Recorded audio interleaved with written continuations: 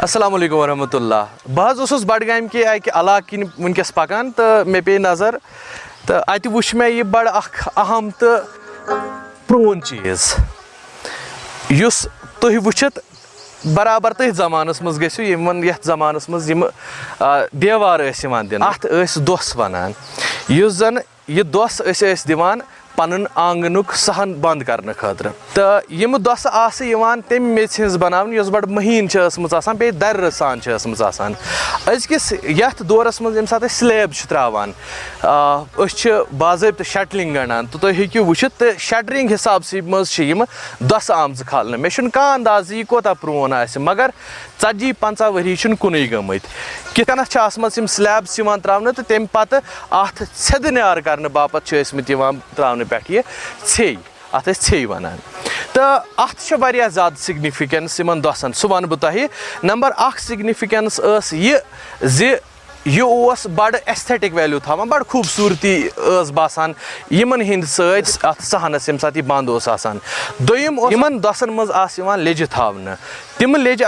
खास कर तमि कि बापत इस्तेमाल करने यम माज बेन सानि कंगन वलित कड़ान सह कि संभालित थवन तो अजकिस दौरस मज तुम पई ज सान यमन किहन पत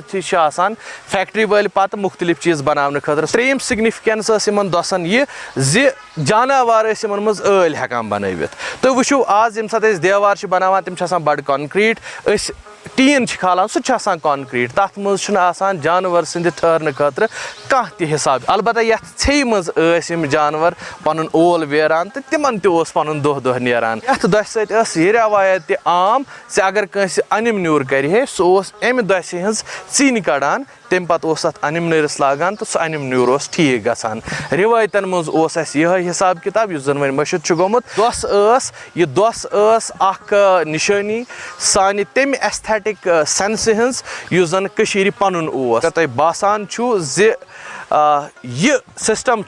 बेहतर कह या टीन हूँ बेहतर कह तुम तुम पन राय तुम हेको कमेंट्सन मज लिखित मगर यह सान पोत काल सो निशानी जन वनकस किस दौरस मज कुन जाए लबन यी कह तो जोन मुनासिब तुम प्रान चीज़ हावनी छुना सलाह आज हावो तुह दोस तम सन नई पुई हिंद यम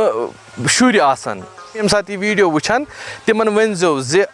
सनिस गरस मज ब्रोह काल यम दोस आसान यह जाय वनकस तुम टीन या कंक्रीट देवार खोलमत तो ताकि तिमन लगे पन्ने पोत कालच पाई हसब मामूल यह वीडियो ज़्यादा खुद ज़्यादा लुकन तम वातन बापत हेकियो तुम पे लाइक कमेंट तो शेयर कर आज गो युत बिहु खुदायस हवाल अस्सलाम वालेकुम।